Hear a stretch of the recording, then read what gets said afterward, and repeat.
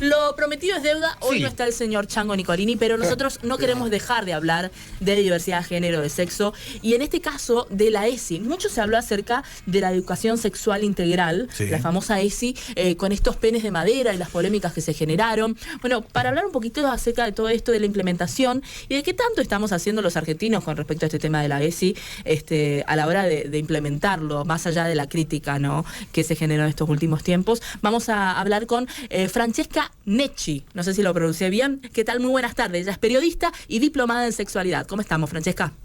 Hola, ¿cómo están? Ahí No la sé si vemos. pronuncié bien el apellido. Nieki. Necci. Necci. Ahí va. Sí. Muy bien. Vos estuviste hablando bastante acerca de este tema y de hecho en tus redes sociales abordás mucho el tema de la ESI. Me gustaría arrancar por tu emprendimiento porque sé que sos periodista, pero el año pasado decidiste abrir tu propio negocio, un poco destinado a hablar de sexo de una manera un poco más libre y más sana. Me parece que está bueno arrancar por ahí para después ir hacia la educación sexual. Bueno, sí, con respecto al tema del emprendimiento, del proyecto Erotic Pink, es una boutique erótica que en realidad yo la tengo hace 4 años, pero hace muy poquito abrí un local en Palermo, en Buenos Aires, Capital Federal, y que no solamente es local, que la parte de todo lo que es el placer sexual y demás, sino que además tiene como un fuerte enfoque en el tema de la capacitación y damos un montón de talleres de sexualidad con sexólogos y sexólogas de acá de Argentina, sobre diversas temáticas que tienen que ver con la sexualidad. O sea, que es un sex shop, pero hace un poco más que un sex shop, digamos. Sí, un poco más, y también a través de las redes sociales, como que trabajamos mucho en contenidos, como yo por mi rol de periodista, trabajo mucho en los contenidos a través de las redes sociales porque llegan muchísimas consultas que tienen que ver con distintas temáticas desde la sexualidad, y como ustedes decían al principio, es un tema la educación sexual. Claro. Y con la falta de educación sexual que hay, entonces es natural de que lleguen tantas consultas a través de las redes sociales, tanto a mi cuenta como periodista, como a la cuenta de Erotic Pink, y además también yo hago una columna en televisión pública de educación sexual, y por ahí también canalizamos mucho de lo que está faltando, que es que se cumpla la ley de educación sexual. Francesca, buenas tardes. Mi pregunta tiene que ver con qué de todo lo que involucra y lo que abarca la educación sexual y la ESI, ¿vos crees que es como el punto más débil, digamos? En cuanto a conocimiento, digo. El punto más débil no es la ESI en sí, sino la implementación de la ESI. Porque si bien es una ley que está desde el año 2006 y como dice Educación Sexual Integral, ESI, es integral, así que es bastante abarcativa, tiene muchísimos temas que antes, cuando nosotros teníamos educación sexual, que más o menos los veo ahí, y me imagino que más o menos tenemos la misma edad, los tres, más, menos, qué sé yo, pero más o menos lo mismo, y cuando nosotros, si recordamos cómo fue nuestra educación sexual en ese momento, o no tuvimos, o tuvimos una charla donde se nos dio preservativos o toallitas femeninas. La famosa cuidarte es quererte, no sé si te pasó a vos salvo también, Fede, que tuvo Francesca. Con una banana nos enseñaban a poner Bueno, preservativo. eso fue bastante más... Eso está muy bien. Claro, lo de Fede, que la verdad que no lo tuvimos nosotros, el otro día lo estábamos debatiendo, fue bastante más interesante, pero yo me acuerdo que nos repartían viromes y toallitas y decía todo, cuidarte es quererte, cuidarte es quererte. Y era Totalmente. como que todo se enfocaba a la prevención del embarazo y nos quedábamos ahí, ¿no? Casi con miedo, ¿no? Sí, nos quedamos en la prevención de los embarazos y el tema de la negación también, como eso de no dar educación sexual, va a hacer que los chicos no vayan a tener encuentros sexuales y eso no tiene nada que ver. Entonces, para mí, retomando la pregunta, la falta mayor es que se cumpla esta ley. Si esta ley realmente tendríamos en todos y cada uno de los colegios, sea de acá Buenos Aires, sea de las distintas provincias, de donde sea, privados, públicos, todos tendrían una materia que fuese educación sexual integral, estaríamos hablando de otra cosa, porque la realidad es que lo que más falta es que se implemente. O sea, es ahí donde que hay muchos colegios que no lo implementan, hay muchos porque tienen a padres y madres que están en contra y se quejan de que se implementen clases. Hay otros colegios donde dicen que, bueno, nada, se implementa por ahí en una charla cada tanto y demás. Entonces, es eso creo que es la principal falla que tiene hoy la Ley de Educación Sexual Integral. ¿Qué pensás de toda esta polémica que se armó en torno al pene de madera? Más allá de la cuestión política, de la compra o la no compra del asunto, pareciera ser que despertó algunas de estas ideas y de estos pensamientos de que está mal hablar de esto en el colegio. Sí, totalmente. Se cree como la ley de educación sexual integral es un derecho. Entonces, cuando es derecho de todos los niños y de todas las niñas, y no puede ser que porque un padre o una madre diga no quiero que a mi hijo se le enseñe educación sexual, no se haga. Entonces, esto que generó tiene que ver mucho con lo que está pasando, porque si pensamos que es una ley que está desde 2006 y todavía no se aplica, es por lo mismo eso que se generó toda la repercusión con el tema de los penes de madera, que no está, se centró en los penes de madera, pero en realidad lo que mostró es que hay muchas personas todavía hoy mismo en los medios, en la política, en la sociedad en general, que están en contra de la ley de educación sexual, que están en contra de que se les enseñe a los chicos y a las chicas educación sexual en las escuelas. Hoy van a hacer los penes de madera, mañana se va a comprar una vulva de madera y se va a generar la misma situación. Entonces es que tiene que ver con esto, con la problemática que se genera en aceptar que los chicos tienen por derecho y que ya es una ley y que no hay nadie que se pueda interponer en el camino de esta ley. Y a mí me parece que está bien que haya un presupuesto determinado, porque decimos que es una ley y tiene que haber un presupuesto, así como el presupuesto para distintas áreas, porque también mucho, ¿viste? Esto de cuestión de los chicos no se alimentan bien y se invierte en los penes de madera. Cada área tiene destinado un presupuesto. Y esta ley de educación sexual tiene destinado un presupuesto, que yo festejo que haya un presupuesto para esto, y también sí, obviamente, que hoy estamos hablando de que sean penes de madera, mañana que sean vulvas, pasado claro, que sean clítoris, que se hable un poco más y que se hable muchísimo más, pero está bien que se les enseñe a los chicos a cómo cuidarse. ¿Cuál decís que es, a ver, en la gente? Porque yo quiero entender también, ¿qué es lo que piensa un padre para ponerse en contra de que se le enseñe a su hijo a respetar el cuerpo propio y ajeno, digamos? Mira, primero, por un lado, es muy interesante lo que vos decís. ¿Por qué se ponen en contra? Por un lado, de hecho, yo el otro día estuve en Canal 9, que me hicieron una nota, y justo estuve en un debate conjunto con una chica que es de la Fundación Con Mis Hijos No Se Metan. Sí. Es una fundación, una organización muy grande. Qué fuerte el nombre. ¿Cómo? Es fuertísimo el nombre. Totalmente. Y esto es a nivel internacional y tiene muchísimos y muchísimos de adeptos en Facebook. Yo lo vi, una red social muy amplia que tiene, y son todos como padres organizados que no quieren que se les explique educación sexual en los colegios porque dicen que la educación sexual se la van a explicar ellos en las casas. Entonces, con mis hijos no te metas, yo voy a ser quien le explique la educación sexual a mis hijos en mi casa. Y la realidad es que esto es terrible. Por un lado, porque en realidad el principal miedo que tienen es que qué se les va a decir y qué es lo que se les va a explicar en el colegio, que por ahí se les vaya a explicar. Me acuerdo en esto que hablaba esa mujer en el debate, decía, bueno, no puede ser que a un niño o una niña se le explique que puede haber diversidad sexual, o que puede ser que un niño quiera ser una niña y que una niña, biológicamente niña, quiera ser un niño. Entonces, ¿cómo le vamos a explicar algo así? La ley de educación sexual, como esto que hablábamos, de que es integral, integra un montón de conocimientos, y no solo los biológicos o los reproductivos, como era en nuestra época, sino que es muchísimo más integral, y eso es lo bueno que tiene la ley de educación sexual. Entonces, hay muchas personas que tienen miedo. Primero, que se les explique cómo piensan que se les va a explicar a masturbarse, o que se les va a incitar a tener encuentros sexuales a una edad que no deban hacerlo. De nuevo volvemos a esto le están por hablar de algo, y si le hablan de eso lo va a hacer, digamos.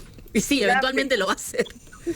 Lo va a hacer igual. Pero hablar siempre desde o sea, el punto que tienen es hablar siempre desde la ignorancia, digamos, pues están hablando sobre algo que todavía no pasa. Sí, primero que cualquiera de nosotros puede entrar a lo que es la página web del Ministerio de Educación, y hay una parte donde dice Ley de Educación Sexual Integral, y ahí nos podemos bajar todos los contenidos, pero todos exactamente, porque yo los utilizo para la columna de televisión pública. Sí. Utilizo mucho el material que tienen ahí, y entonces vos sabés lo que le van a dar. O sea, estos son los contenidos, esto es lo que se le va a dar. Entonces, por algún hecho aislado de que alguna docente o algún docente diga algo que nosotros pensábamos que no va con la Ley de Educación Sexual Integral, no podemos pensar que directamente no hay que brindarles la educación sexual. Y también es muy peligroso el pensar en esto de la educación sexual la hacemos en casa. Yo pensaba eso, Francesca, porque la verdad es que los índices de abuso en los hogares son muy altos. Entonces, si pensamos que solamente dentro de casa se va a hacer esto, también dentro de casa, ¿cómo hacemos para que el chico que tiene una situación de abuso denuncie? Totalmente, eso que vos decís es muy correcto porque dentro de la ley de educación sexual también se trabaja muchísimo en lo que tiene que ver con la prevención de los abusos. Y también se han detectado casos, no tengo la cifra exactamente, pero se han detectado casos directamente en estas charlas y conversaciones abiertas con los docentes, se han podido detectar casos de abusos dentro de lo que es el entorno familiar o dentro de lo que es el entorno escolar. Entonces, eso es muy importante, porque nosotros, dejando librado al azar todo lo que es la educación sexual a los padres o madres, primero que hay padres y madres que no tuvieron educación sexual, con lo cual al no haber tenido educación sexual también hay muchos conocimientos que uno no tiene, claro. Entonces no se los puede transmitir a sus hijos. Por el otro lado, en muchas casas donde da mucha vergüenza, mucho pudor, estos temas no se hablan, o mismo chicos y chicas que no se animan a hablar con los padres de estos temas. Creo que no te estamos escuchando. No te estamos escuchando bien porque se está interfiriendo una llamada, capaz cortamos y volvemos a llamarte para poder continuar charlando. Ahí paró. A ver. No, se escucha. Ahí la producción corta y te vuelve a llamar, Francesca, porque la verdad que está re interesante la charla. Hay que decir que Francesca es periodista, se diplomó en sexología y tiene una columna que habla de estos temas en TV Pública y en diversos canales y medios. Yo precisamente estuve viendo el otro día en Canal 9 y ella participaba de esta especie de debate, ¿no?, en el programa Fuego Amigo. Con una madre que integraba este grupo de con mis hijos no te metas. No te metas, ni siquiera era no. Y realmente era muy cerrada la postura de estos padres. Seguro. Y es fuerte el tema que ella decía, ¿no? Los padres que no han recibido educación sexual y entonces creen que no ese es el camino, digamos, ¿no? Creen que... Hasta incluso yo he escuchado padres que dicen, no, la vida le va a enseñar. Fuerte. Pero es así, digamos, la ignorancia muchas veces termina en esto. Y me quedé con esto que vos decías también, ¿no? De la enseñanza en casa. Claro. Si vos sos un padre, digamos, ahí está de nuevo, si no hay ninguna situación de abuso en tu casa, no pasa nada, o pasa menos, pero ¿y si hay? ¿Cómo hacemos para denunciar eso? Ahí retomamos con Francesca. ¿Estamos? ¿Olaín? Hola, Francesca, ¿estás ahí? ¿Nos escuchás? Está muy bajito, ¿verdad? Bueno, vamos a subir un poco el retorno. ¿Subimos nosotros el retorno acá? A ver, espera.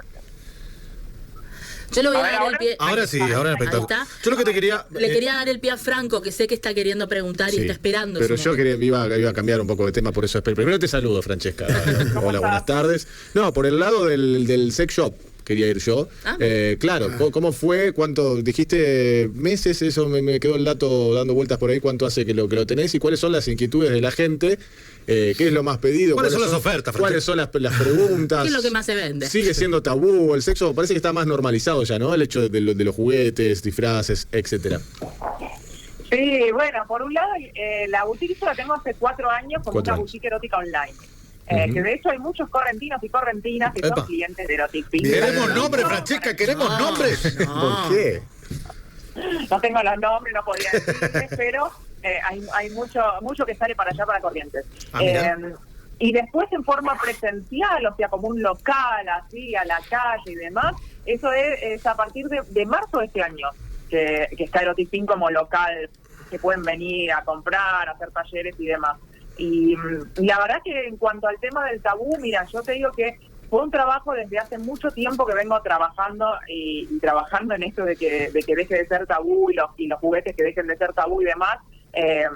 Y creo que hoy sí lo veo como bastante cambiado, que la gente se anima más y de hecho el local, si ustedes lo ven, es totalmente distinto a lo que... Claro, antes era todo tapado, ¿no? Como escondido, como todo con celofán. Bueno, parecía ilegal entrar a un lugar. En el interior, Francesca, sigue pasando esto, ¿no? Que por fuera es un disfraz. De hecho, aquí había un local conocido que por fuera era una casa de artesanía y tenías que entrar todo en un lugar, hacer una cosa, hasta encontrar. Y de hecho, lo que encontrabas muchas veces era más...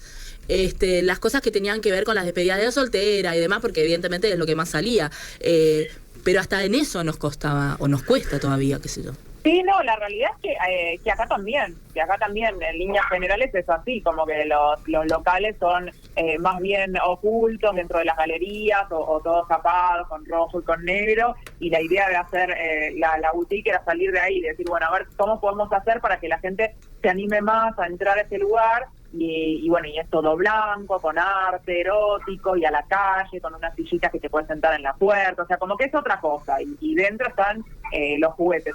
Y muchas personas que me dicen, es la primera vez que entro a un lugar así, y es por eso, porque se anima más, y que además estamos atendidas por mujeres, que por ahí nada, como que vienen y los ayudamos en todo lo que precisan, así que nada, un concepto como naturalizar, ¿viste? Un poco el tema de los juguetes y el placer sexual. ¿En qué porcentaje están hombres y mujeres con este tema?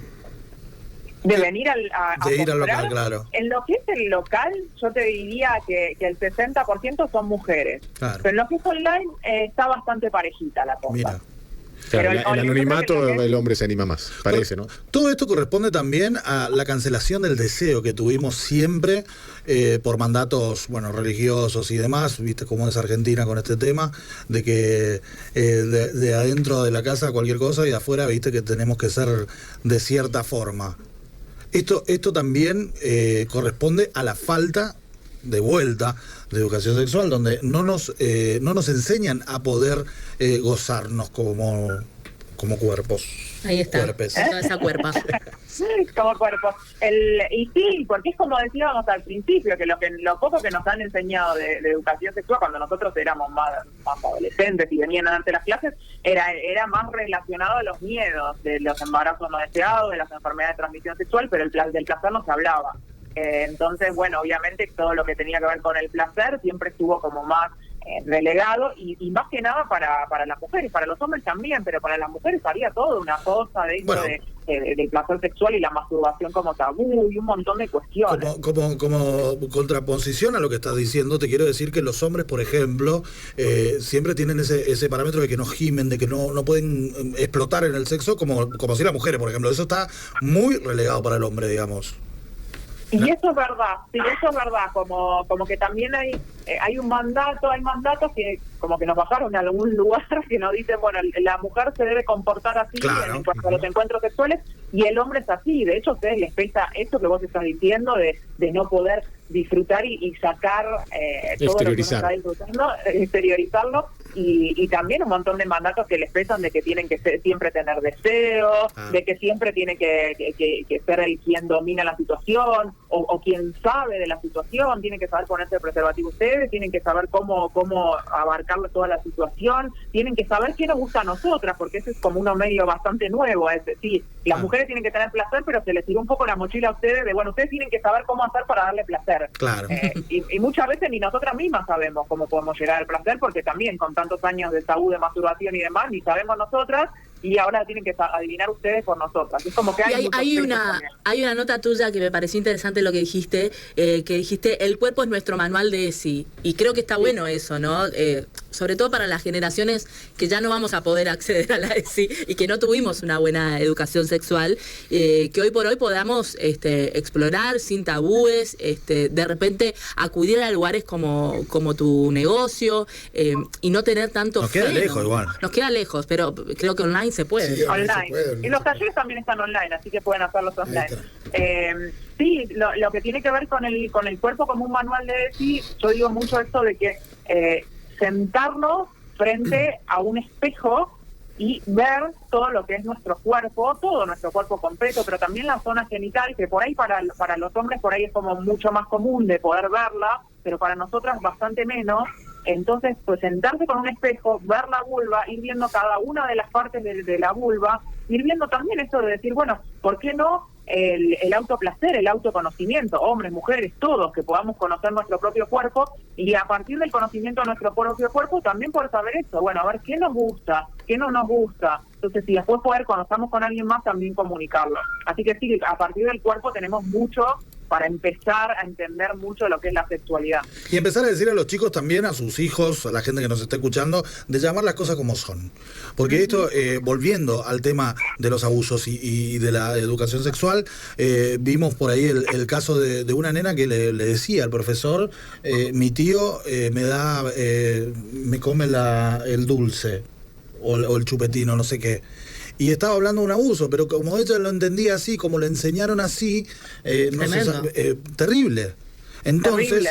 Esto es tal cosa, esto es tal otra, así se llama esto, así se llama aquello. Eso creo que es importantísimo para los chicos. Totalmente, es como decir que, bueno, a veces uno les quiere buscar para enseñarles como algún apodo, qué sé yo, pero es importante que los chicos sepan, bueno, a ver, vos te llamás Pedro y tu sobrenombre es Tito, bueno, pero tu nombre es Pedro, después le pusimos este nombre Tito que es cariñoso, entonces acá lo mismo, saber, por lo menos es importante que sepan, que aparte que diferencien también lo que es una vulva y una vagina, porque muchas veces la gente, y mismo gente grande, que todavía no sabe que hay una diferencia entre lo que es la vulva, la vagina, nunca se nos enseñó, por ejemplo, sobre el clítoris, que era como una palabra tabú, ¿viste? Que mucha gente todavía no sabe hoy, muchos adolescentes y demás que no saben sobre esto. Entonces sí, me parece que lo del poner los nombres a cada una de las partes de nuestro cuerpo es importante, esto desde la casa y desde la educación sexual también. Bien. Bueno, y yo como última pregunta, sí, porque casi estamos invadiendo una sección de un compañero que se llama Chango Nicolini. Que no vino. Que no vino hoy. Él me dijo, pregúntale qué piensa del beboteo. Él hace mucho beboteo. Él hace beboteo. Y me dijo eso, preguntale qué piensa del beboteo. Chango, ¿no? Es beboteo Chango Nicolini. No, ¿qué pasa con esto en las redes sociales? De que hay mucha sexualidad también ahí, digamos, hay mucho mostrarse, ¿no? Si es saludable, si no, ¿qué te parece la situación que se da hoy en redes sociales, más en contexto de pandemia, donde no podemos encontrarnos ni ver a otros cuerpos, sino de esa manera virtual a veces? Sí, totalmente. La realidad es que yo soy de la idea de que cada uno con su cuerpo, mientras que sea consentido y sea de forma responsable y demás, y hay personas que quieren subir fotos de nada como en lencería o lo que fuera, no me parece que esté mal. Lo que sí hay que estar totalmente consciente de que uno está exponiendo esto y que después también cuando uno manda una foto y todo eso que pasó mucho en lo que fue la cuarentena, la pandemia y demás, que mandás una foto y que si vos no sabés quién está del otro lado, y muchas veces aún sabiendo quién está del otro lado, no sabés qué puede pasar con esa foto, que no hay una seguridad ni nada que nos garantice cuando estamos así cachondeando por las redes sociales con alguien que no conocemos. Pero después, mientras que sepamos que todas esas cosas existen y demás, y que seamos conscientes de eso y lo manejemos de manera responsable y que seamos adultos mayores, obviamente, ¿no? Que pueda ser cualquier adolescente, ¿no? Que está ahí con las redes sociales y demás sin pleno conocimiento de lo que está realizando. Pero si no, bueno, creo que iba por ahí lo del beboteo. Sí. Bueno, muchas gracias. Muchísimas gracias. Gracias. ¿Nos dejan las redes sociales? Las redes sociales para que la gente de Corrientes, sí, y que entren al... No me gusta llamarle sex shop porque es de todo un poco. No. Es una boutique. Una boutique. Boutique erótica. Boutique erótica. Ahí está. Bueno, la boutique erótica es Erotic Pink, que se escribe erotique con Q-U-E, erotique.pink. Este es el Instagram y el mío es Alas para tu sexualidad. Muy bien. Vamos a entrar. Gracias, chicos, por este lugar para hablar de educación sexual. No, muchas gracias a vos por estar ahí del otro lado. Muy bien.